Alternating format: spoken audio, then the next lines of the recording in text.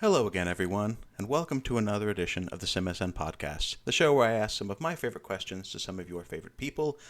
Today we have a very special guest. We have our first international guest, I believe, on the podcast, and we're delighted he's here. So, guest, would you mind introducing yourself? Hello, everyone. I am Spoof. I am the person that owns the New York Jets and runs BYU in college football and owns the Calgary Flames in hockey. Thank you so much for being here. I'm glad we could work this out with, I don't know, whatever our time differential is. I don't know how many hours ahead of me you are. You're East Coast, right? Yeah, and we're back on standard time Yeah. now. Yeah, so it's not too bad East Coast. So I think it's three like for 3:30 for me is your 10:30 kind of thing. So it's not too bad. Oh, okay, 5 hours. Yeah. East Coast. West Coast can be the one where if I have to work with someone in the West Coast, that's a late night for me normally. Yeah. Yeah, I'm glad that you having an East Coast team in the NFL is nice because I can easily put you in the morning slot most of the time. Oh yeah, there you Um, go. That's it. Easy, easy. So there we yeah, go. yeah. Well, I'm a bit of a night owl anyway, so it's fine. That's good. Yeah, for those who don't know, I do basically do based on home team. So if you have a West Coast team, you're more likely to be in an afternoon slot unless you're visiting on the East Coast. Um, but Very nice. well, yeah. So thanks so much for coming on. Can I ask what interested you in how did you get interested in American football for the first time? So we have a broadcaster in the UK called Sky. They have been doing the broadcast in the UK now for Kirby and JC are going to have a go at me for this. I think it's something like 30 years they've been doing it now. Um, might even be longer than that slightly. It was Sky took off around like the early 90s, and it's when like the Premier League began for the English soccer. Sort of changed its name into the Premier League from First Division, and Sky exploded. They took over everything basically, and it was around the time where the Panthers and the Jaguars Mm. came into the actual NFL that I decided, oh, I'm probably going to give this a look because it was on like after I got home from school. Um, so that was it really. It was just Sky picked it up, and I didn't want to. When there wasn't football on, they either had my football, they either had highlights, or it was like darts, and it's like cool. Not really something I want to sit here and watch as a 7, 8, 9 year old or whatever it was at the time. And then they were like, "Oh, we've now the NFL," and I was like, "What is this?" And my dad was like, "Oh yeah, you should watch this. You'd quite like it," because I don't really like rugby all that much, Hmm. which is really funny because I come from quite a big rugby town in the UK called Northampton, and they're quite a good team. Um, but I was like, I don't know, it's just very slow. And he was like, well, try this. Ironically, NFL is kind of, American football's a bit slower because it's like 3 hours for a game. But Yeah. he's like, it's really explosive, so you might like it. So I watched a couple of games and I was like, this is really good. Um, and then, yeah, like after the first season I watched it was when the Jags and the Panthers came in. So I just flipped a coin and it landed on Panthers. And I've been cursed with Panthers fandom ever since. Wait, that's funny because I know now. I don't remember if they've had the same ownership, but I know the Jags owner. I think owns a like a London He team or does, something. yeah. Fulham. Yeah, Fulham. he owns Fulham. Yeah, yeah, yeah. I think that's probably why for so long so many people thought the Jags would move to London Yeah. because obviously they've always played their international games in the UK. Every year they do at least one. I think they're even doing two next year, Wow. which is why I think everyone took over. But obviously the Jags have just extended, haven't they, to stay in Duval for what 10 years? I think it is 9 years, something like that. Hmm. Um, I do have a conspiracy theory about who I actually do think would move to the UK, and I'll come to that in a minute if you want. But yeah, the Jags owners own Fulham, Okay. um, which is nowhere near big enough a stadium to host an NFL game. So that's why they used Wembley and Tottenham. Tottenham's an amazing stadium, really really nice, really modern. It is the newest stadium in the Premier League actually, and it does show. Like between them and Arsenal, like they are the new two stadiums, and it does show because they are the nicest two stadiums. Some of the teams like Liverpool and Man United, they are not good looking stadiums, although Man United's going to knock theirs down soon to rebuild it. So, and that's where my conspiracy theory comes in if you want to hear it. Absolutely. I think the Tampa Bay Buccaneers are going to be the team that moves to England Really. because they're owned by the Glazers, who own Man United, Oh, and they're interesting. building a new stadium. So my theory is that the Tampa Bay team, because now that the Jags have extended, Tampa Bay will be the team that moves. Probably gets rebranded to the Manchester Devils because the Red Devils is the Man United nickname. The Interesting. Glazers have already kind of half sold the Man United. I think they'll sell the rest of Man United and the entirety of whatever that franchise becomes to get out, basically, and just make their billions. That's my like crazy conspiracy theory for the next 5 years. Is I think Tampa Bay, because the Jags have extended, are the team that will move. Because I don't think their lease at the King James Stadium lasts much longer either. I Okay. think they're like 3 years left, and that's when the Man United's new stadium would be built. So I there you swear to go. God, in 3 years, this like watch If this that video get happens, like you've a heard it here mil. This first. video Yeah, gets a million views because someone picks up, yeah, hey, some random person on the internet called this three yeah. years ago. I put it up on Reddit NFL as well. I was like, "Hey, I think this is going to happen," and everyone went, "You're a fucking idiot. Shut up," sort of thing. Oh, sorry, don't swear on it. You're an idiot. Oh, Um, you know, you're an absolute idiot. Why would they ever do this? And I was like, "Well, here's why." And they're like, "No, you're stupid." And then obviously right after that's when Jacksonville extended, and I was just like, maybe I'm not wrong. And also, like, just it just would be one last thing for the Glazers to do before they get out. But their ownership thing's weird because Malcolm, before he died, was the guy who really liked the sports teams, and his kids just don't seem to really care. hmm. At least two of them kind of do, but the rest of them just don't care. So it's kind of like, well, maybe they'll set up, but this is all big conspiracy. I think Tampa Bay moves to Manchester with the new stadium. There you go. Interesting. I love You heard that. it here first. Heard it first. Oh yeah, I think is it the Giants that their owner passed away and gave it to his three kids, and there's a big deal that like his daughter is like part owner and she's like on the sidelines and like in the booth and like really involved in the team.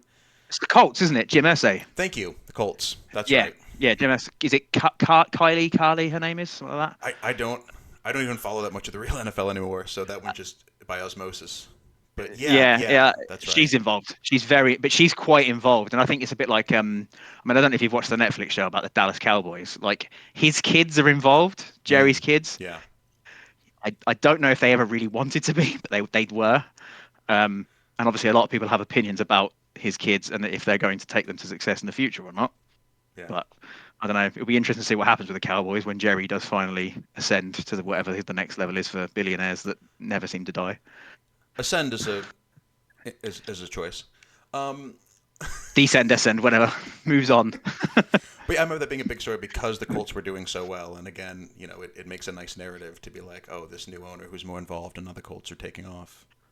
That Daniel Jones signing has probably saved Chris Ballard's job. Yeah.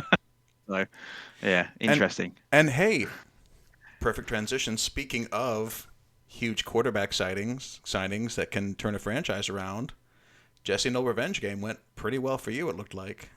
Yeah, man, he's good. It's weird. In all of the sim, I've never had a quarterback that could throw it like 5 yards.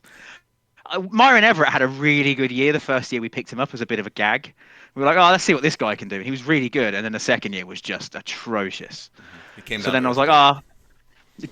just a bit, yeah. Came down to earth and it was immediately removed from the roster.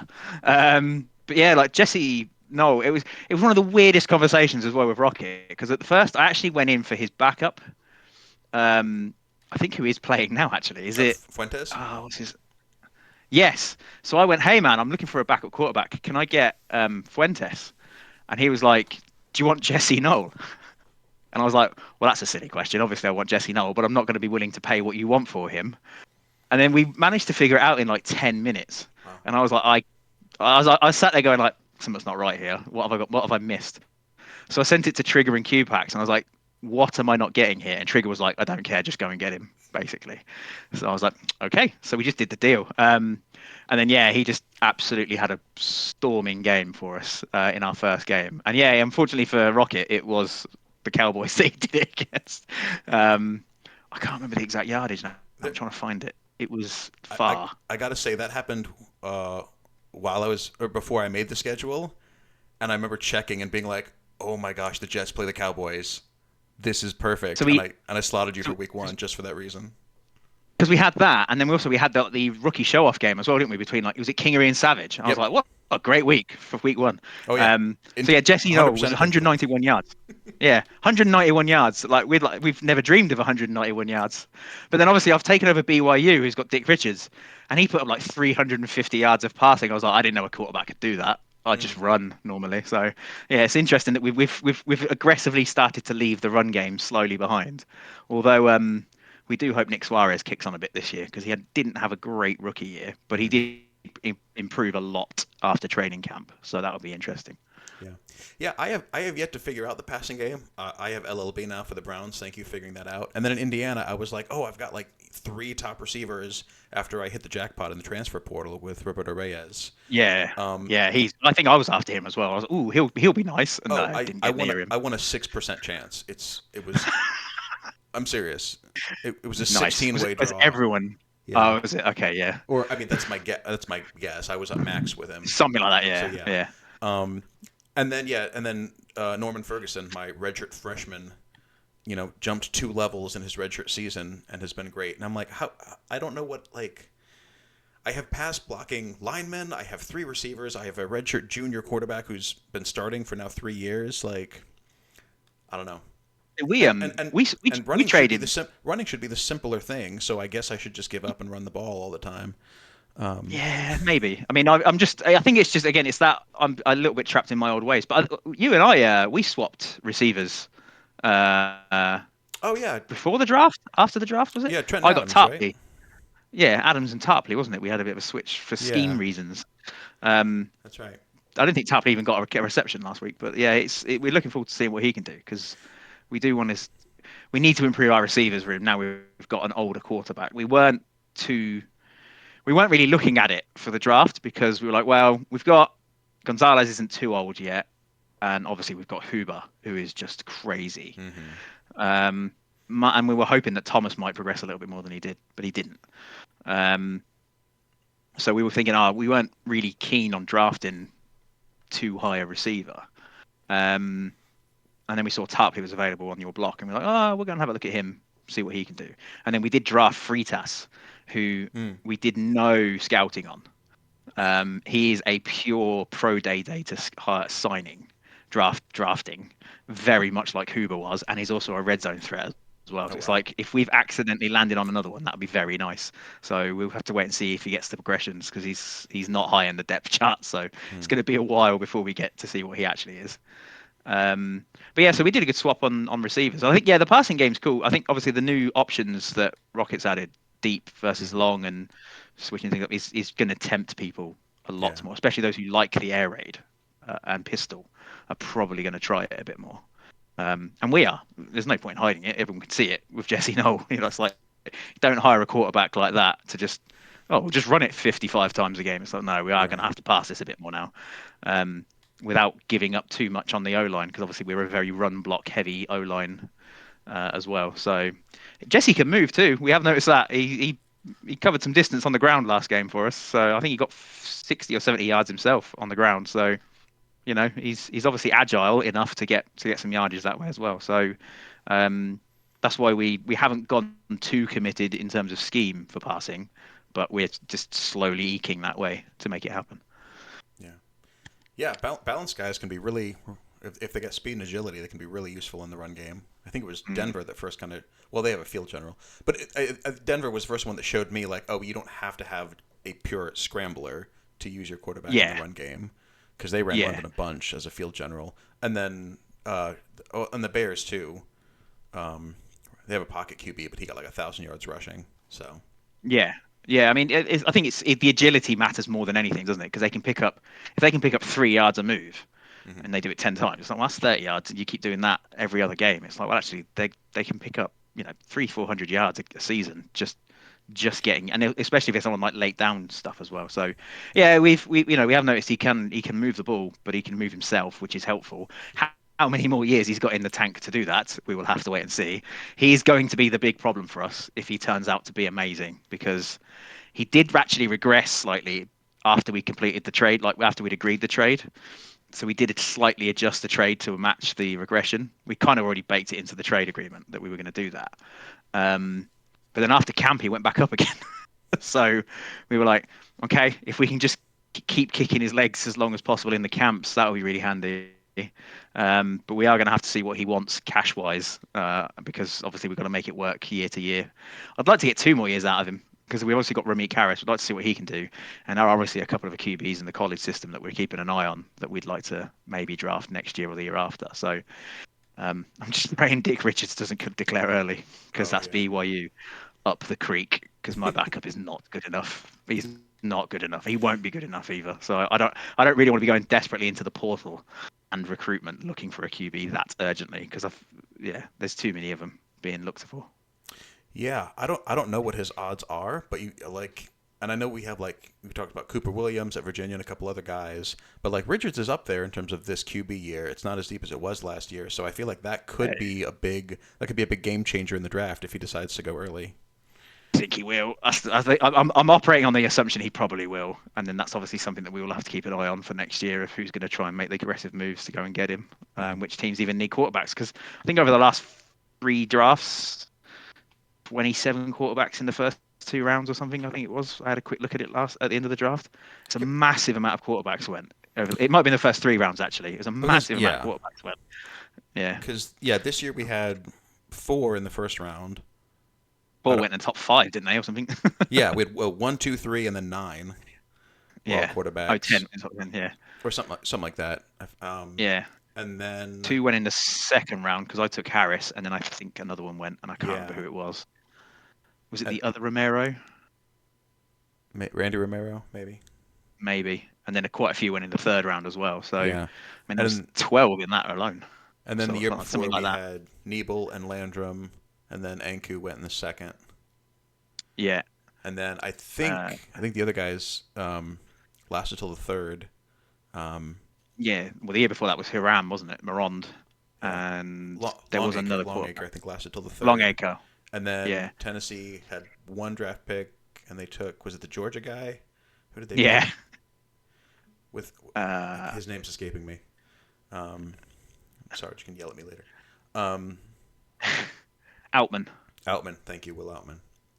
So Outman. yeah, there've been a Yeah. few. I feel like yeah that the benchmark is kind of going to be in that 2 to 2.5 average per year of like actual franchise quarterbacks. With Yeah. last year being a bit of an aberration with four in the top 10. Yeah. But when you think about I mean, like that, if a QB plays like a dozen years and there's 32 teams, I'm like yeah that's kind of the through rate.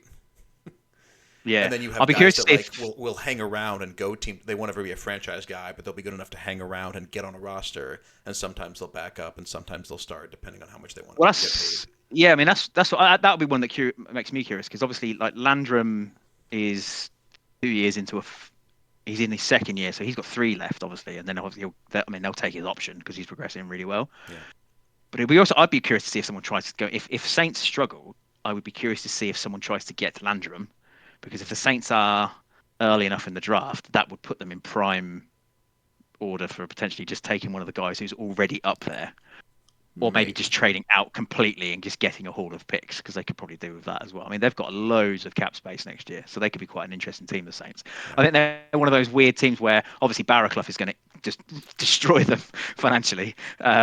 What a find, by the way. Like, kudos to Bingo and Jedi Bob on that one. That was awesome. Makes me very jealous. Um, but he's also going to just he's going to ruin them like financially, especially because the offensive line's been getting paid so well the last couple of yeah. years. Um, but yeah, I think they could be quite an interesting team in a couple of years, the Saints, because when you go through it, you go, oh, there's a few spots they need to fill. But then you go, actually, if Landrum keeps progressing like he has, they've probably solved three or four of the big problems, which Yeah. is the line, the quarterback, and they've Well, got a couple of really good cornerbacks who are quite young as well. yeah. Well, and that's the thing. If you can get a quarterback on a rookie deal, it frees you up to buy your way into a lot of those other problems while he's cheap. And so yeah, you got three more Yeah, cheap years of this guy who's already having flashes of good play, yeah, and you can buy yeah, him some good receiving options, a strong defense, and it's like you can open a window pretty fast when your yeah, biggest item is still on a even for a first round pick, a relatively cheap rookie deal compared to what he's going to be when he wants Dakota Link money or Dean yeah. I Hammond's mean, money. I almost moved up to get Harris at the end of the first round for the very reason of like that fifth year option could make us do something with him if he progresses enough, Hmm. but it was going to be too big a jump, and I didn't want to have to. I didn't really want a third first round pick again. So it was like, oh, Yeah, we need to probably be careful about the amount of money we're going to, because we're going to, like, the devil is going to be due for us in a couple of years with the amount of first rounders we've picked, yeah, like Covey, the linebacker, because linebackers obviously are just so rare. And even on paper, he doesn't look great, but actually when you look at the amount of tackles and stuff he gets, he does us a favor already. So if he can progress, we've got to pay him. We've got to pay a bunch of other guys soon as well. So, yeah. and Will Huber scares me He's as well. phenomenal. We He, might have to pay him before taking the fifth year option just to get ahead of it Hmm. is the thing we're debating as well. So that'll be something we've got to keep an eye on.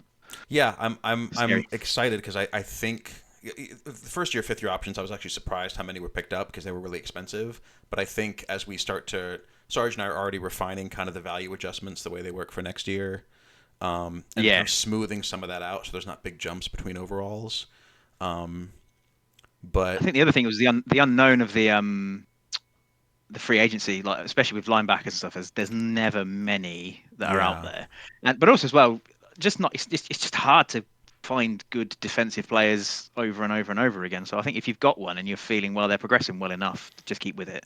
I yeah, think things like primate, like the changes to the primate system and the AAV system and all that stuff, has probably encouraged more people to do the fifth year option as well because they can probably get one more year of is this worth it before they have to pay them as well. that's kind of the thought, and that's also the thought with like the bumping up low age guys to be treating them as higher. Like you can also Yeah, get if you can get past that age 25 threshold, yeah, it makes so yeah that's it's designed to make it to give pros and cons to both depending on how they yeah. perform, depending on their position.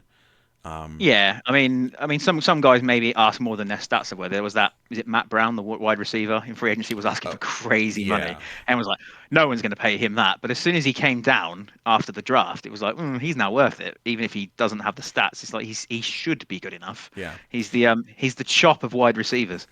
Why is he not performing better? yeah.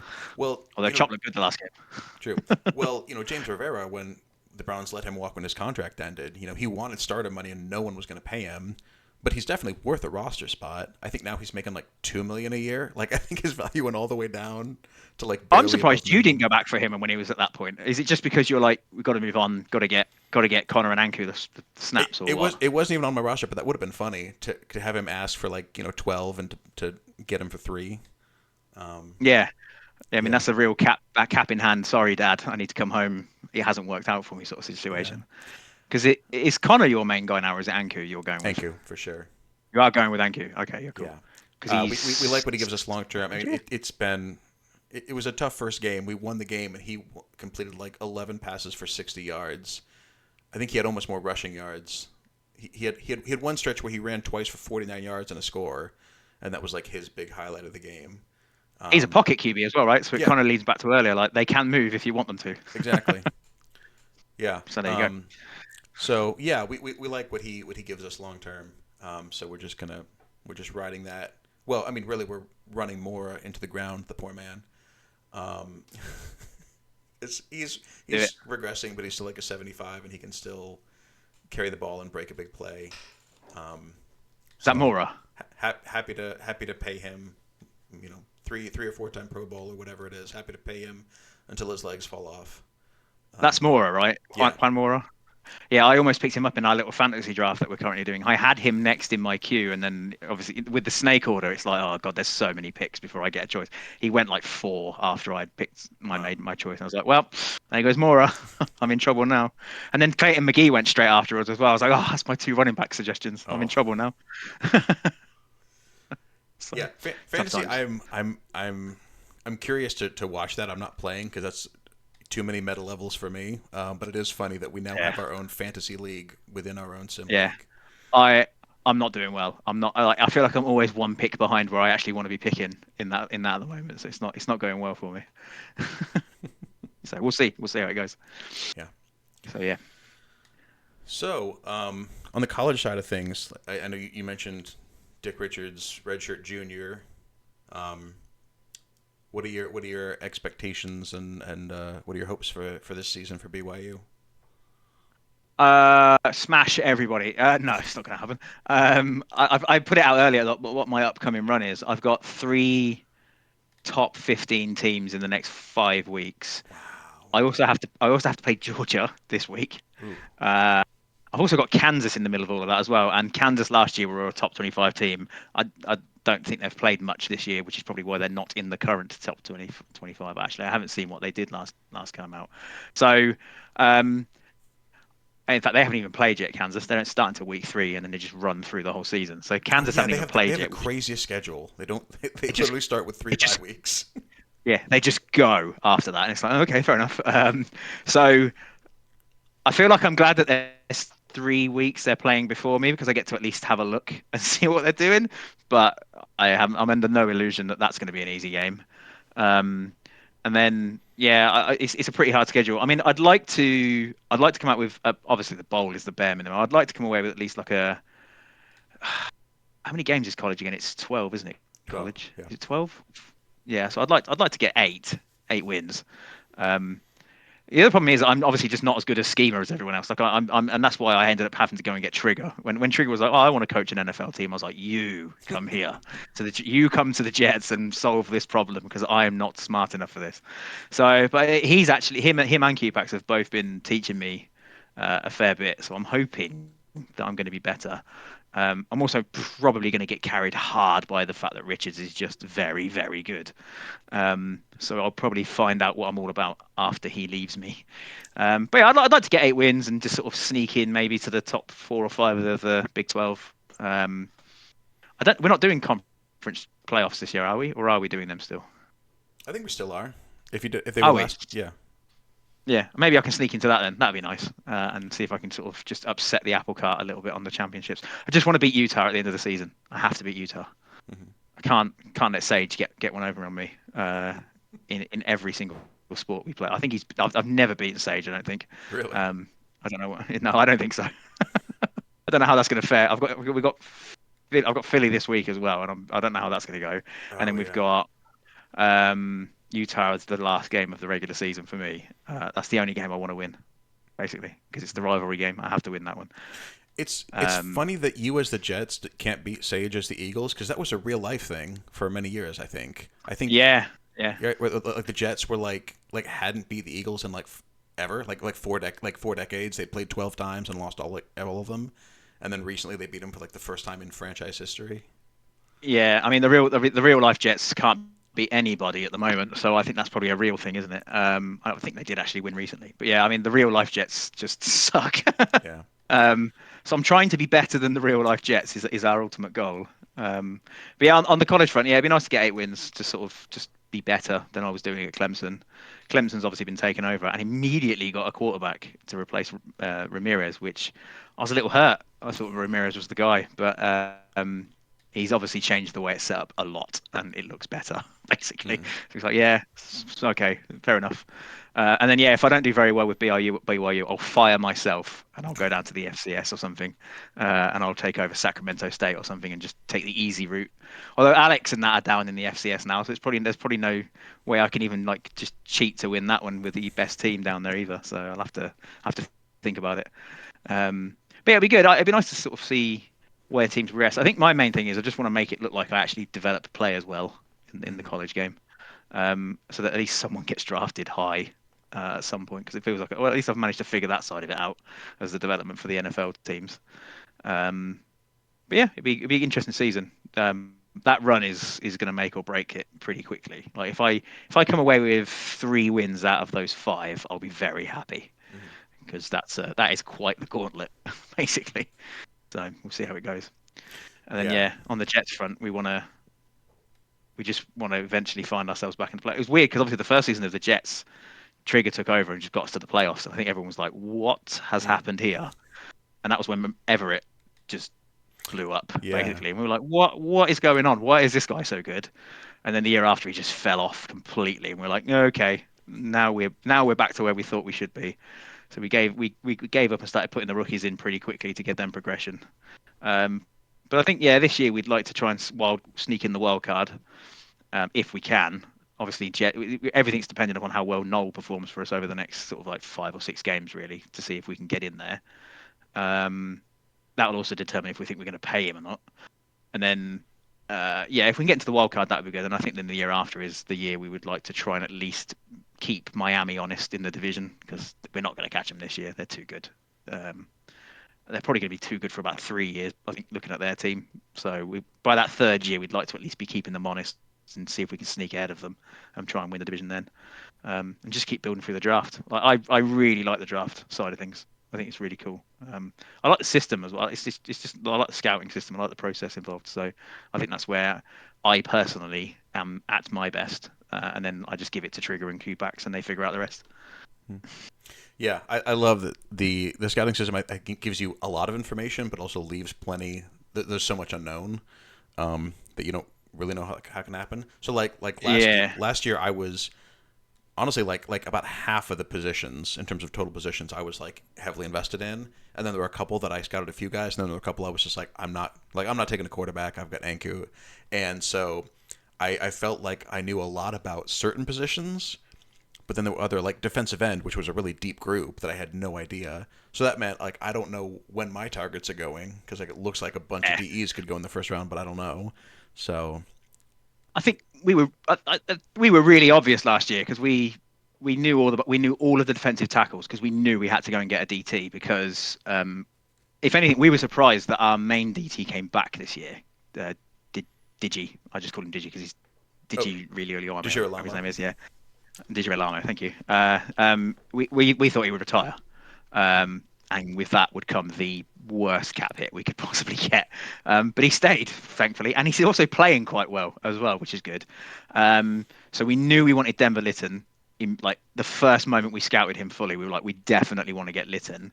How brave do we feel about trading up to get him? And we managed to, we held like our nerve and we got him. But we did have two backup plans. One was going to be the running back Reynolds because we Mm. spotted him pretty quickly because we knew we wanted a running back as well. And Suarez was our second choice running back, which was quite handy. So it was Reynolds and Suarez for running back, and then we found Huber because I just looked at the pro data sheet and went, "Wow, this guy had an immense pro day. What's that all about?" Scouted him, saw the speed and the catch sort of things, and I was like, "Okay, I might have to spend the rest of the money on this guy and have a look." And then the potential rolled for an A, Oh, wow. and we said like he might actually have to be the pick. No, I think it was number 8 we were at. I was like, he might actually have to be the pick. And everyone's going to laugh at us and they're like, who the hell is this guy? And we were like, well, we think we've accidentally found the best player in the draft. Obviously, it turns out it was Barraclough, but at that time, it was the one we thought was the best player. Mm-hmm. Um, and then we stuck with it because we really knew we needed Lytton. We had to get a defensive tackle in because they're really hard to find good ones. Um, and then about halfway through the first round, I said to Trigger, I said, I think I'm just going to spend our next year's first and go and get Huber. And he was like, do it, basically. So we immediately jumped up. I think it was like 22 or 23. And then when we picked him, everyone was like, who? And then we showed the scout card and everyone went, oh my God, who is this guy? Because I was worried about getting a Geofford again, basically. So Yes, that is the because exact that was me. Yeah, yeah yeah, that is the that exact was my name worry. I quoted when we were Yeah, looking at LaFell, and I was like, I feel ridiculous because no one knows who this guy is, and we had two yeah. firsts, and LLB was like, maybe he'll drop, and I'm like, maybe, but he might be the What if he best guy in the doesn't? draft, so I'm just gonna Yeah, take what him. if he doesn't? Yeah, what if he And doesn't fall? That was the thing. yeah, Because and you go ahead. Sorry. oh, I was gonna say yeah, and then there's no better feeling than posting a draft card. It's like, yeah, this guy has 97 strength, by the way. Yeah, yeah. It's like, oh, oh. It turns out this guy might actually be the worst person to have to face off against. He what you took him quite late though, didn't you? Like you didn't move up for him, I don't think, did you? No, well, we took him at 13. 13. Oh, okay, so he was still He had a fairly C, high. he had a C in the draft book, like he was an absolute unknown. So in Yeah, I think Huber was a C. in real life, I Yeah. would have gotten destroyed for that pick. Well, you would until you wouldn't. I think that's the thing. Once you see him, everyone's like, "Oh, Yeah, that guy." Okay, yeah. Oh, his car's not been shown yet, has it? He just you had the strength thing. That was it. I Yeah. know. I didn't, and then I because I was cheap, and I only took 3 attributes, and I didn't even know he had 8 potential until we Got him until he basically. showed Yeah. up. But yeah, Yeah. I'm hoping he gets revealed this week, and I'm hoping Well, we for had that with. mid 70s. Well, we obviously we drafted Denker this year. Um, Yeah, and it's you the got a first bunch of time guys that are just straight A's that we don't know yet how good they are. we do. Okay, um, um, fair enough. we do because we wrote them all down before we scouted them before we actually clicked the draft and we've kept the information. But like we actually it was J.M. Jacobs as well gave us the full Denker reveal, Mm, which we thought would reveal him permanently, but it didn't. It's only if the person who's drafted him yeah, revealed him. So we saw it's the first time we've ever actually been on a call together. We've never actually done a call, and I was like, hey, we should chat and see what we want to do about this drafting because I normally just take over, but obviously now we've got Q packs. I was like, well, GM get involved. What do you want to do? So he very quickly identified the spots he wanted us to try and get players. Um, and was involved in the general chit chat. And I was like, hey, let's just dive on a call and have a look at some players. And it was like the third, primarily it was quarterbacks. We were definitely taking a quarterback in the first round, was our mentality. And then we saw Romero and we were like, there's no way they're going to Yeah. trade the number one pick now. And then we saw Kingery, and we were like, "There's no way we're going to get the number two pick because we'd obviously drafted. We'd gone back already at that point with Dallas Yeah. because we went and got Noel. Because I said I really don't want to gamble that these guys aren't going to be like Morond and just disappoint, Hmm. and then we can probably fall back. And I said also as well, it's one of those things where if people are willing to pay more than we are, we're never going to move up for one of those two or three anyway. And So those ended up being let's go. huge prices, like multiple Well, they were firsts. anyway. Yeah. I mean, we were at 4 originally and traded back from 4 and then back from I think it was 12 to 23 or something like that when we did Mhm. the Dallas trade. But we said, let's just get out. Let's get Noel. Let's get out, and then if we want to, we'll go back up. And then we went back up to like 9 to get Denker. Mm. And it worked out in the long run because we've got Jesse Noel. So it's like, okay, that's good. But with Denker, we were on the call. We did his agility, his speed, and his potential. And I think it might have even been you and went, they've seen enough. And we were like, I was like, I don't need to reveal any more on this guy. This guy could have absolute butterfingers for all I care. He's just going to stop. And it was his zone coverage. We looked at his zone coverage as well. And they're like, he could have absolute butterfingers. We're taking this guy. Like, he's the pick. Do we try and move up to like 5 to get him? Because we basically had our own little mock draft on the server. We're like, okay, that's going to be quarterback. That's going to be quarterback. That's going to be quarterback. And then since he took our number 4 pick, and I was convinced they were going to take Oliveros, Mm. so I was like, that's 4. So I was like, we need to get to number 5 if we're going to get Denker. And we just couldn't get a deal made to move up, and everyone else was moving around. And the other thing was, no one at 5, 6, 7, 8, and 9 wanted to trade because they were all in the trades to go to number 1. Mm. So of course, once number 1 fell, everyone else was like, we're just going to stay, or yeah, we'll do it, but we want to go all the way back to the end of the round, sort of thing. So it was quite hard to do some deals this year. Probably the most difficult first round trading of my 3 drafts. The first one I did, like everyone wanted to trade. The second one was pretty open, but this year everyone wanted to go up to the top 2 spots, and I just don't think anyone was willing to move until they got it, or give up. Mm. Um, in the end, we gave up on the trading with, was it, who was at number 2? It was the It was Lions had number 2 it was the Lions, which because they of the had, which Saints. was ultimately the Saints' pick, but the Lions Saints owned pick. it. We had that pick at one point as well. Oh wow, that's That's crazy. pick was what got us Huber. Wow. So it was one of those like, what do we do? Like, it was like, in hindsight, would we have given it up? Probably still would have done it because we got Huber, and we were convinced someone else must have seen him. So in the end, it was worth it. Well, we love Huber. So, but we actually had that pick at one point, and we could have had Kingery basically, and Wow. we'd have been fine.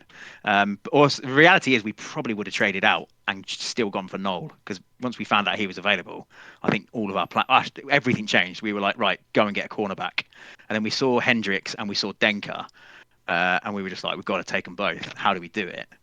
Um, Stuck to our guns about moving up just enough for Denker, and then we just wait for Hendricks. And it worked, and we got really lucky on that front. So that's our cornerback situation solved for at least 4 or 5 years Yeah. because the rest of them stink on our roster. So we're like, right, straight. We have one good cornerback, which was Swimmer, and everyone else was just old and slow. And it's just like, oh, no wonder we keep giving up 300 yards a game passing. We need to get some corners in here and just shut it down. And they did really well in the first game, the pair of them. So it was like, okay, we didn't get any picks or anything, but they did really well. Swimmer got a pick, Mm. so it was like, okay, the old timers got the pick. The other two have done quite well. Okay, it's working so far. And then we got a new offensive tackle in Perry because that was the other position we said we need to start getting offensive tackles because obviously we have a really good line. They're all over 30, apart from one of them basically. So we're like, okay, we have to go and sign a free agent and draft one, and we've managed to do that as well. So in terms of what we wanted to do, we were quite successful. Apart from getting a future quarterback, although we do like Harris, it's a project. Like he will be a project. Yeah. So we'll see how much field time he gets. Depends if Knowles just sucks or not. Yeah. I don't think Or he will, or but or, you never or know. does so well that he can get some garbage time in there in a few games. That would be the ideal situation. Is like he blows everyone out, and then fourth quarter Harris goes in, throws a few picks because that's what rookies do, and then we just develop him in the camps and through garbage time. Yeah. But that would be nice. That would be really nice. So what's your aims this year? Oh, man. Well, first I We got got to to be say, pushing just now. hearing you talk about that reminds me how much I love the draft, which it's absolutely one of my Yeah, favorite times. I'm a complete wreck the day of, because I'm not great under pressure. But the experience of it, the planning of it, I always make way too many plans and I massive like doing it in the spreadsheets. day. I like that we do it all in. We do it like the actual NFL. Like everyone has to be here on time for the draft, or you get auto pick thing. Like I've played other games. Like there's the draft day series. Hmm. And I used to run one league, and I was in a few other leagues. And the idea is you get like 12 hours to pick, Yeah, so the draft can take weeks yeah. basically. And by the time you get round to it, half the people are not interested anymore. And like the seventh round is just spam basically. Although Hmm. you normally just pick the whole last round in one go or something. It doesn't really work. Whereas obviously the excitement of like, oh my god, there's 50 people watching this Twitch stream. We're all in together, all the GMs, all the coaches, even people who aren't in the NFL teams are sometimes watching. It's like this is cool. Yeah. Um, and then obviously the lovely tradition of the cameos at the start Yes. have been quite cool as well. So yeah, I can imagine it's quite the undertaking though, like managing trades, managing who Mm. picks who, making sure people don't skip out, and make sure the timers work and all the rest of it. So no, it's good. I think a lot of people are really grateful for the way it's hosted because it's fun. It It's is. horribly late for us in the UK, but it is fun. So Yeah. So, to answer your question, yeah, we're developing Anchor this year. We're trying to retool without completely rebuilding. We think we can be competitive, trying to make the playoffs again, and then trying to, same as you, kind of open a window, for Anku as he develops it through his rookie deal. He's a second rounder, so we don't have the fifth year option. Um, but ooh, as a pocket guy, interesting. he has an arm better than just his overall suggests. And he's a pretty good overall for being a second round pick. So hoping to I was going develop to say, him and develop yeah, some of our other young guys. So right now we have this weird logjam at receiver where we have a bunch of like prime age guys that are decent but not good. Like they're all like 73 and like 29 years old or 30 years old. And then yeah, Adams is a bit younger, and then we just took Dominguez in the first, and then we got a couple of low 60s guys with super high potentials, and hoping one of them takes off. Um, so hoping that by the time Mora hangs up his cleats, which can't run anymore, that we'll have developed um, the passing few. game, and then our defense has improved. We still have some holes to plug on the defense, or guys that are getting old, like Robert Davis, our great free safety, is 31. And our middle linebackers, who are really good, are both aging. So, but we got a great offensive line with young guys like LaFell and then Mike Penny, who we took a few years ago. And Mm, then a couple of our other guys, Sultana and Matsui, are still like late 20s. Um, yeah, so yeah. I think so LaFell probably slides over to center whenever our center retires, and then we'll have a solid 4 out of 5 linemen who can probably carry us whatever we decide to do. I haven't tried moving anyone over in the line too much yet. I think there's a couple of guys. We signed one who happens to have two positions, which we're really good grateful for, and we drafted one as well. But he's probably not going to see much time. I'll be curious to see how that works with moving over because obviously it's not a big hit, is it, to go from centre to so guard to centre is not too big a hit, I don't think, is No, it? So no, but LaFell already has both. That's another reason. oh, does he? Yeah, we were Ah, looking at perfect. There guards you go. or centers, and we're like, oh, this guy can do both, and he Ooh, has 97 strength. So great, job no done. brainer then. Easy. Yeah, that's nice. Yeah. Where's he? What college was he from? Oh, I don't even remember. I'm gonna say whoever did that, you should be thanking whoever that college coach was. Just like, yeah, thanks for that. That was really Yeah, great for you. For you to I do mean, that. there must have been a Uh, double or a triple boom involved for him to have the grade that he did, and then the scores that he did. yeah, Um, yeah. I yeah, mean, he's like a triple boom at when he rolled a potential, and then like double or triple boom. So that's like 12 to 15 points potentially. oh, he's FSU, so it's Kirby. There you go. Oh, there we So go. you can thank Kirby. Yeah, and he's a redhead, so he Why? looks good in our colors, which is of prime importance. I've just looked at his picture. Yeah, he is. He's got that nice ginger beard going on with the colour. Yeah, He's made for you. That's it. It's yeah, sorted. So there you go. It's just perfect. the orange wall. There's his nickname for you. Yeah, Um, so I suppose with Anku as well, I guess because he's only 4 years, you're probably in a similar boat to how I feel about Hoover, which is you're probably gonna have to pay him before the option anyway, because if he's good enough, yeah, you're gonna want to get ahead of it anyway before the overall kicks in too high. So yeah, it's good. It's a good move. Good move. yeah. We'll Him, see how it I'm goes. interested to watch him and Landrum because they're actually fairly close in attributes. Um, So that's kind of the pace I want him to be on. Yeah, But Lander might get an extra yeah. year. But then Enki might be the one that sets the level for whatever Landrum wants after his 5th year option. I was going to say that's the other thing is you get ahead of that wave of just all those picks and those good quarterbacks, especially like the ones we've just had, where you've got like you'll be 2 years ahead of, well maybe two, maybe even 3 years ahead of like Kingery and all the rest of them, Yeah. and Romero. Yeah. So it's like you could potentially end up causing either the ruckus of that, or alternatively you're like, ha, I'm not paying anywhere near as much as you guys because I got there first. So it Yeah. works either way, doesn't it? Yeah. It's good.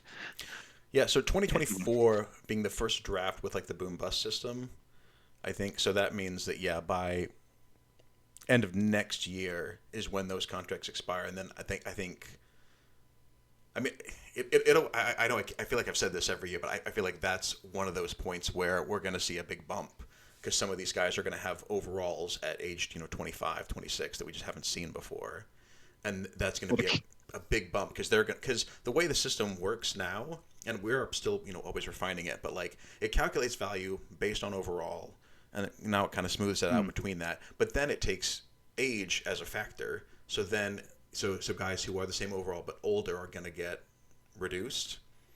Right, yeah, but Right, it's and after last year with guys like what was the wide receiver from Detroit? What was his name? That wanted way too much.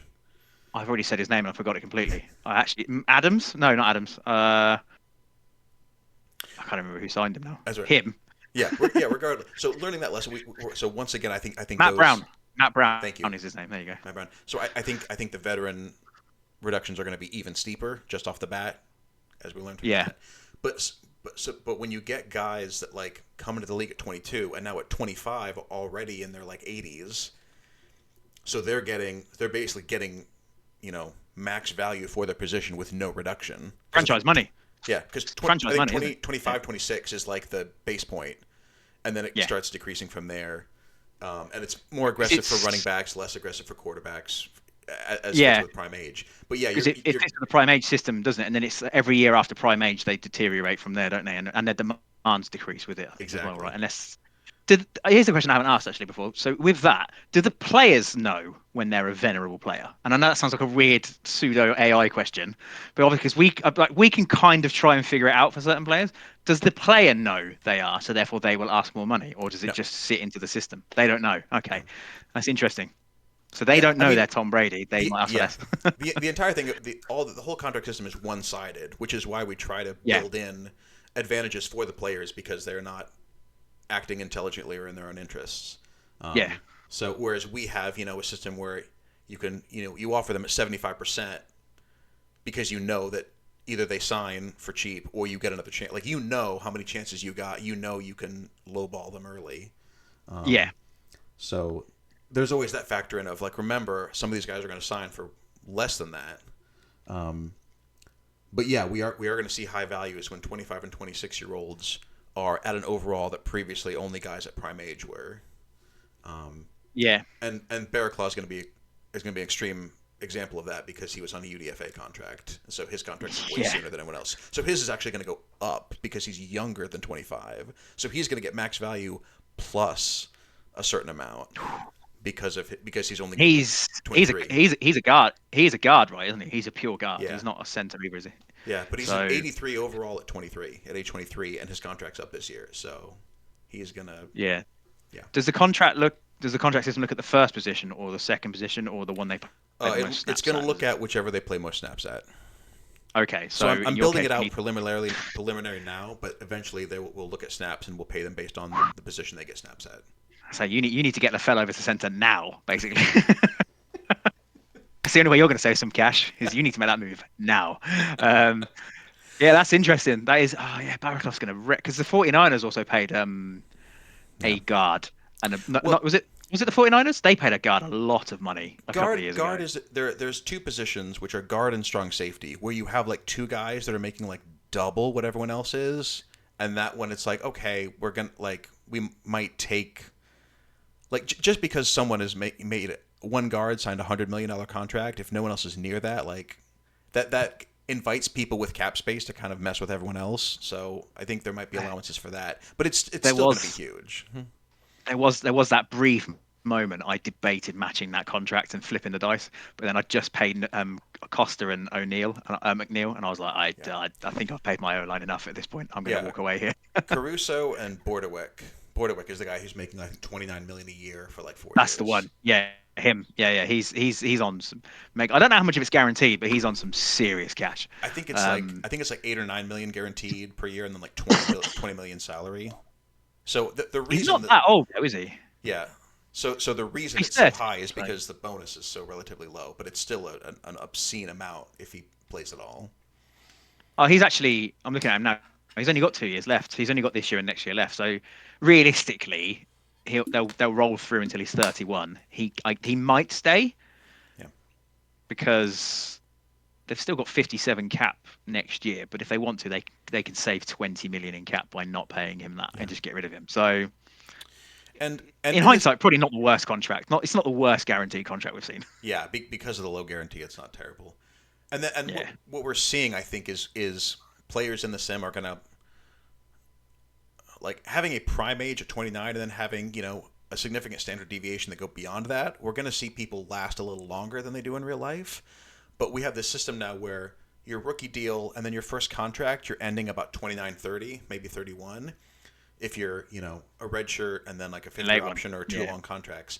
And I think that's gonna end up balancing it out. Where the player is decently good now, but it's like, oh, how many do I want to pay him for a year, 2 years, three?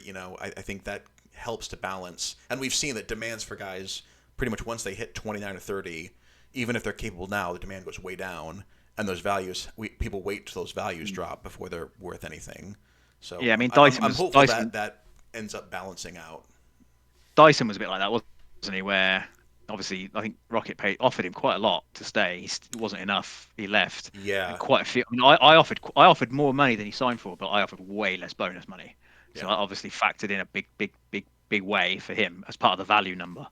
Um, so it'll be interesting to see how much that impacts, like obviously the pass rushes, yeah, because there's a lot coming through the draft, but not like Stokes and Dyson yeah. because they're on Dyson another level. matched David Cunningham with about 14 million a year.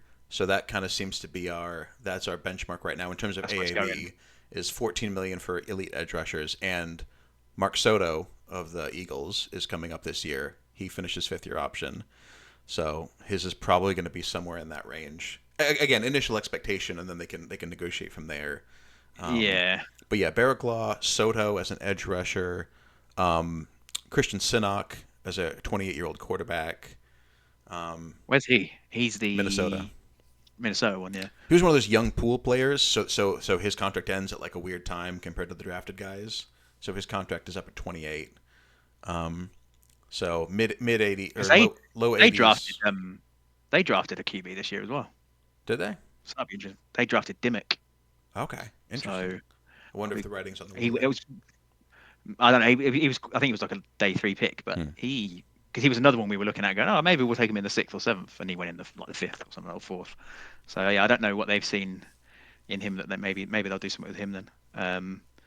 But I mean, Cynic is probably good for another 5 years though, isn't he? Because if he's only 28, Yeah, then it's probably worth paying him. So just what but is the question? and then again, you get the last wrinkle, which is that as we see overalls go up, actual overall matters less than field performance.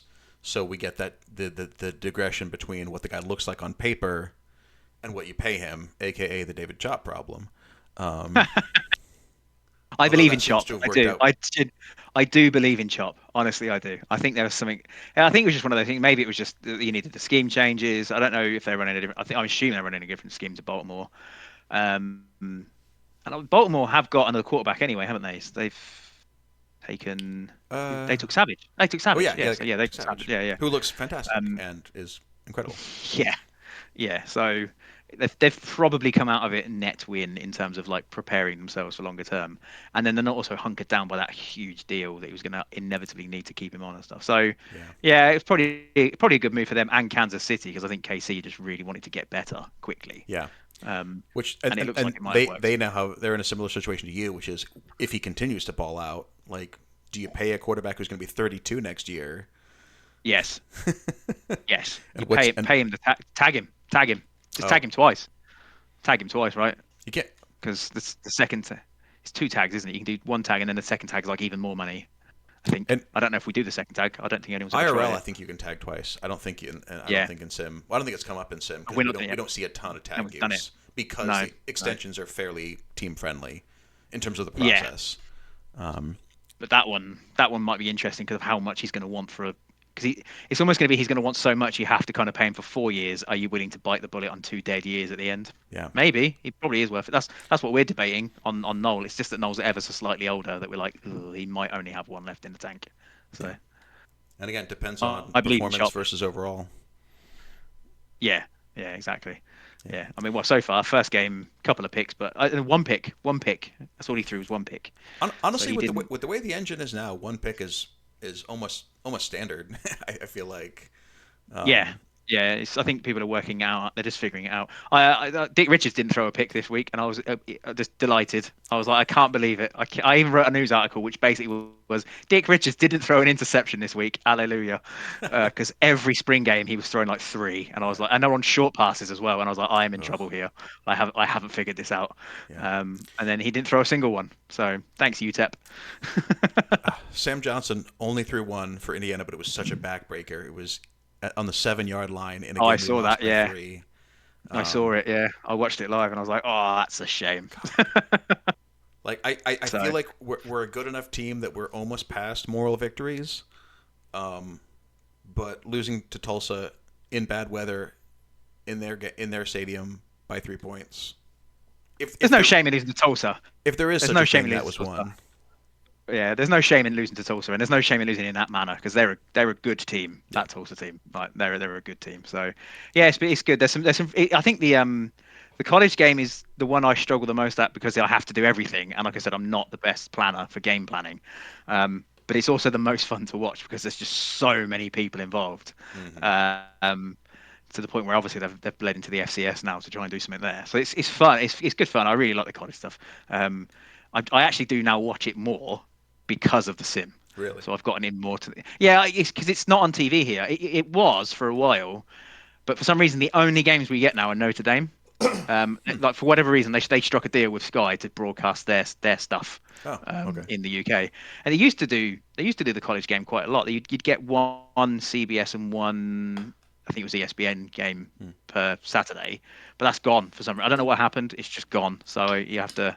I think it's all gone to DAZN or DAZN, whatever they call it. And I have enough subscriptions. I'm not paying for another one. Yeah. Um, Probably money. I think again I don't yeah, even follow much of the NFL in real life anymore. But I feel like the NFL has gotten more fractured, and people have started complaining about how you need a subscription for Monday yeah, night, and you or need that like which it hasn't here.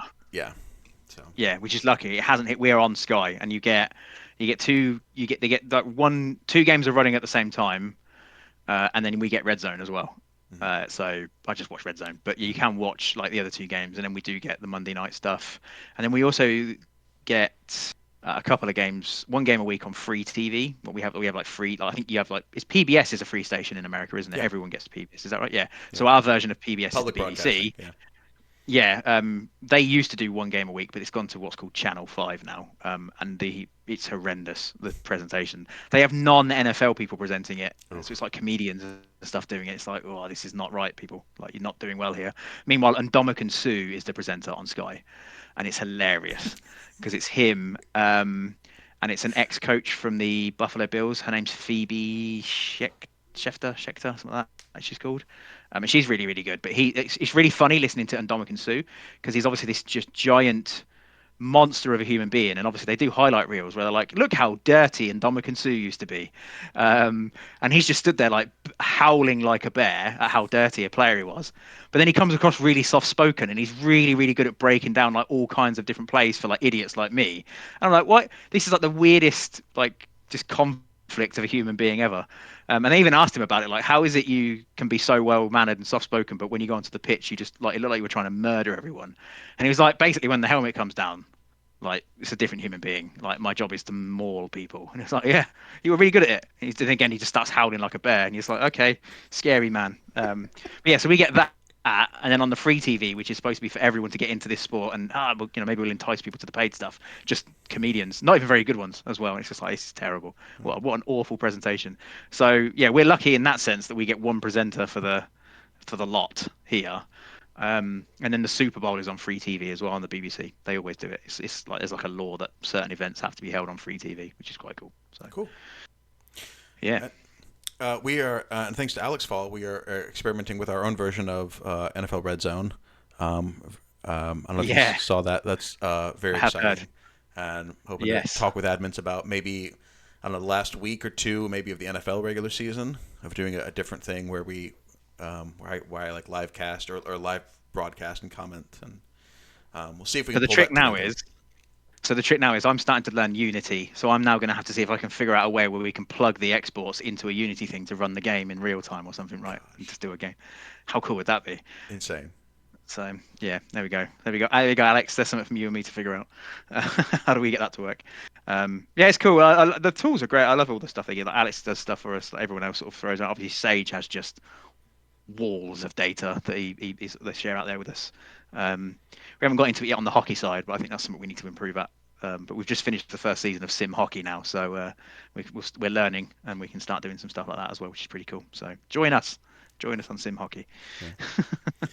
Yeah, I love the community. I love that people, obviously they want to compete, they want to win, they want to put their best team out there. But I love that, you ask a question of like, hey, I'm thinking of trying this play or redshirting this guy. What do I need? And, people will flock Yeah, to you and be like, oh, yeah, let me check out your roster. Let me try this. Have you thought about yeah, this? And I love how people, share indeed, and, yeah. and wanna bring other people up.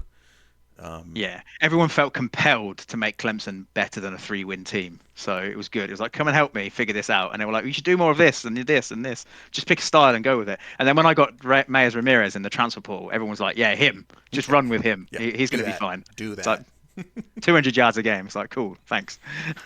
Yeah. So yeah, there we go. We got there in the end.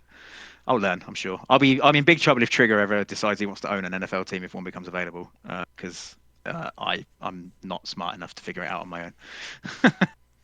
Yeah, if I could ever figure out passing, I'm sure the league would be in trouble. But That's it. That's it. Yeah, yeah, that's it. for now, it's If I can just it's make my running backs just go. run game and defense, and maybe occasionally a really good kicker. That's what I get.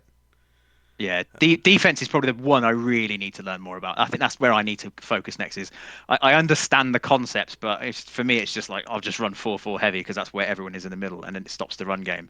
Oh, why is everyone passing 500 yards on me? Oh, that's right, because I've got no cornerbacks out there. Whoops, let's go and get them back in there instead. So yeah, that's the next thing for me is I need to learn. And these analysis tools do help me figure it out. So yeah, thanks to everyone involved. It's a good group of people. Yeah, yeah, I'm having fun. Indiana for the first time is running multiple. That's what they call it, which uses both Oh three yeah, and yeah, four-man fronts, and that's been yeah. really interesting. I switched I to that. debated that one. I debated that one, but yeah, Yeah, I A haven't because played. two gap, which is really popular, and what I had built around is weak to like the two most popular offensive schemes, which are spread option and pistol. But then also I ended up, again by sheer luck, getting a 5-star defensive tackle when I already had one who developed really well. Andy, Yeah, so I was like, oh well, if I do multiple, like I can sometimes do the four use them both. linebackers with what matches Yeah, my scheme, but I can also sometimes do two defensive tackles, and I can run both. So yeah. that's been interesting is having kind of this hybrid scheme and trying to figure out how to get players enough Yeah. snaps to develop who I want, but also play against what the offense is showing me. So, so I went with the four-man front primarily because not many people use wishbone and flexbone, and that's what it's weak against. So I went with the inverse of like, what am I not going to be weak against? And because I had a quick nose of all the people I'm supposed to play, and I was like, none of these people use wishbone and flexbone. Let's just use four-man front. Because and also it did actually by chance fit the vast majority of my defensive players, apart from like one good player who I'm just shoving in with the malice because he's that much better than everyone else. And so far it works because I got 2 pick sixes. So thanks, Rogerio. Well done. Good job. Who knew? Who knew? Who knew a strong safety could run that fast and get 2 pick sixes? So there we are. But yeah, he had a good week. But yeah, I definitely want to learn more about like defensive planning. And I'm sure QPAX and Trigger are gonna drag me along, kicking and screaming, learning about that one. Awesome. Well, man, this has been just an absolutely delightful conversation. Yes, Thank you so much lovely. for coming on the podcast. I don't know if you have Thanks for having any, me. before we leave, any other hot takes, predictions, fun things you want to throw into the ether or will into existence before Ooh, we head out for either sim. I did have a hot take the other day that what did I say to you? There was one, wasn't there? You had a hot takes list, and I went, "It's going to be this," and I can't remember what it was now. I think you said it was too hot a take. What was it I said? Let me see if I can find it now because it was quite funny. Um, Was it? Let's see. K Green was talking about Arizona winning the oh, Super. I know, that was it. Baltimore were the problem for Chop. There we go. There's my hot take. Oh yeah, It was Baltimore all along. That was my take. Yeah, I think hot take is um, I am of the belief that I think Miami is the team to beat in the NFL. I think Washington and Denver will be there as always because obviously those two just have really good teams. I think obviously the rent is due soon for Denver and for Washington in terms of their counter contracts, which is a bit worrying for everyone else. I think Green Bay's better than people realise as well. I know I think they won their first game, but I do think their defense is better than most people realise they when you actually actually they look actually through lost it. to the Rams, but it was Okay, a so tough opponent. yeah, so that's my take for that. Is I think Green Bay will be around, if not in there. Um, and I have a weird feeling it's going to be a first-time college winner. Yeah, I think I've seen a couple of teams who look pretty good. I think Miami have caught my eye a little bit on what they've done in their first two games. So Tennessee will be around again because Sweezy's very very good and knows what he's doing around planning. Bama have started off pretty well, so they could be around. But Miami have definitely caught my eye in the first couple of games, and USC had a pretty good game as well. I think was another hmm one. But I have to be a homer. Someone from the Big 12 is going to win it. There you go. yeah, yeah. I think is it UNC playing Tulsa this week, and that's an interesting game because both of those teams knocked off ranked opponents in week one. So Yeah, yeah, yeah. Um, I'm glad the Sweezy obviously handles a lot of the I don't know if people know how the ranking committee works. Sweezy's very good at like handling us and making sure that we actually put our polls in and stuff. And then when it's at time for actually official rankings, he's very good at making sure we actually like talk about it. The hilarious thing is he always has to like step out of the first like couple of spots because he's Tennessee. So it's like, well, obviously Tennessee's going to be one or two half the time. So you need to disappear so we can discuss who's one or two or three, and then you can come back in and talk about the rest. I've never been in a ranking situation, so I've always been able to vote across the board. So my aim is to make sure that there's at least one round of the voting I have to step away from, so that cause I can't talk about myself. But I think there's the Big 12 looks pretty good. I think Texas Tech, WVU, I think they could all be pretty much up there. Baylor is the other one that I'm keeping a close eye on. I think they look pretty good. But yeah, I think we'll see a different winner. I think Tennessee's team. It does annoy me that he's lost Savage and already he's putting up just silly yardage with a new quarterback straight away. It would be nice, Sweezy, if you could let the rest of us have some fun. But it looks like I think there'll be a good few teams in there this year. But I think we could see some first-time winners, which would be nice. yeah, Baylor's receiver was it Prochno? I don't know how you say his name. Um, I've been doing player rankings for 3 years. He's the highest rated player I've ever seen in college football. Yeah, I I've I, just I, I thought he was now you've just opened him. Yeah, he's that's a scary player. yeah he's my number one player in the college football sim, and it's not close. Like So here's a question: it looks like a deep wide receiver group, and he is still head and shoulders above the rest. Where what before I joined the Sim? So I my first draft was 2024. Hmm. Was was quarterback always number one prior to that, or have people taken receivers, defensive ends, and stuff at the Oh, I top before? should know the answer to that. So the very first pick was a tackle, Elijah Rader. The Bengals took him. He's now on the Texans, I It's a good think. pick. It's a good pick. Um, and then year two was a strong safety. Tennessee took a strong safety, number one. Um, Safety. That's interesting. yeah, but I feel like and those drafts had some had fun to them and had some interest to them, but a lot of that was it was a lot of public knowledge, and I feel like Mm, 24 when we well I think the drafting system did change for 23, but 24 with boom bust I feel like is when the draft kind of became a bigger unknown. yeah, Um, and yeah, because I think At fullbacks were a bigger GA4 at deal as number well, two right? was like the moment in my head when everyone went, "Oh, this is different." Like Mm. because so many teams thought they had figured something out and I hate Kirby. we're gonna get I a hate secret, Kirby. and then the other half who Yeah, didn't figure it out didn't know who this guy was. So it was that moment yeah, of yeah, this is a new thing, and there's way less info. Everyone has way less information than they used to. yeah, Um, yeah. I hate so you, Kirby, for that. I still hate you, Kirby, for that. I will always hate you for that. I was like, yeah, I'm going to get this guy because everyone's talking at quarterbacks and running backs, and I was like, yeah, Yeah. this wide receiver is going to drop right to me. Nope. I was like, oh, damn Yeah. it. Okay, But go no, and get this Thomas. was the first time. I think in past years we had kind of a lot of mock drafts and stuff would hype up like, oh yeah, quarterbacks teams are going to move up for quarterbacks. You know, you always take quarterbacks first, and it ended up being more about overall and fit and scheme.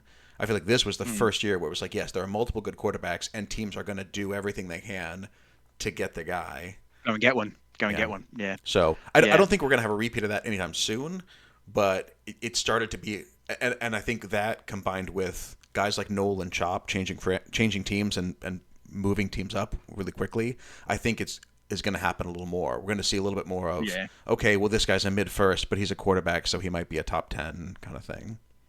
Yeah. I think I'd love to draft a franchise quarterback, but I am also of the opinion of I have no qualms trading. I mean, you've seen me do it with Noel, but I have no reason I would never do that again. Like I would happily go and do that next year and the year after if I had to wait for the right guy.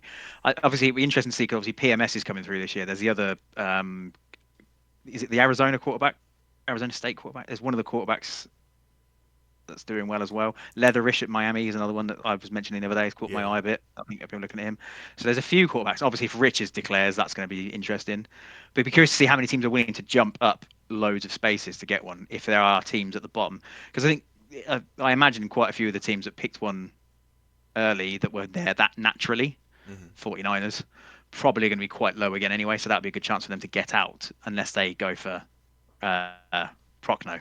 Hmm. I mean, that would be pretty handy, wouldn't it? Like be in the top three, get him at To 3 or pair with your 2, rookie quarterback or your second year wherever your quarterback. rookie quarterback. That's 5 years sorted, isn't it? Sort of thing. So yeah, that'd be interesting. But yeah, be curious to see if what someone goes for him at number one. There's a couple of defensive ends I've spotted that look very handy as well, that are doing a lot of work. So I think yeah, be curious to see who, if anyone ever goes against the trend of trying to get their quarterback. But it seemed like a good year where there was like 4 good ones. Everyone felt they really wanted to get in the party. Yeah. So we'll see if it happens again. The thing I'm most interested in, and again, a lot can change. I have I have an inside and outside linebacker in my like top 15 draft eligible players in my college rankings. So I'm curious if those guys end up having good years and getting good progressions, getting good draft book grades. Um, Mm. if you know Just a little, a yeah. position that's been very slim for a while gets two like high quality starters, if we could see That's some it. movement Yeah. around that. Have you seen I think is it Bundy's Candace, isn't aren't they for Yeah. college? Have you seen the 2 linebackers, the creator recruits they've got? No. Got 2 5-star linebackers, creator recruits. They've got and it's inside and outside as well. So they've got 2 inside outside coverage linebackers, creator recruits. It's like okay, well that'll be interesting to see in 4 years time or 5 years time where where they end up going. Well, it's like that was a good role. I don't know if anyone's tried to poach them off of them yet, but yeah, it's like wow, that's pretty good luck. But yeah, there's linebacker's an interesting one. I think people are starting to be happier going later for running backs unless they see like a Reynolds type. Receivers, I think, will go higher still just because they are important.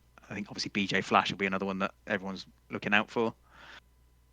Um, and then yeah, it'll be defensive line and DTs seem really hard to find in the draft, so I think that'll be another position you might see jump up a bit more again. There's a couple of those I'm keeping an eye on. It's too early for me yet to do my draft process. I need to. I like looking at stats alongside the player cards as well before I get too involved in it. So it'll probably be about week 10 or so. I'll start really having a really good look and breaking down an early board. But yeah, I think some defensive tackles might start going higher, but just because they're a lot of the really good ones are old. I think that's the other thing. Yeah. So we'll see how that goes. Awesome. Cool. This has been great. Thanks for It's having me. been absolutely fantastic. Thank you so much for making some time for me. No Um, worries. Everyone who's listening, thank you so much. Appreciate your support, and we will see you next time on the SimSN podcast.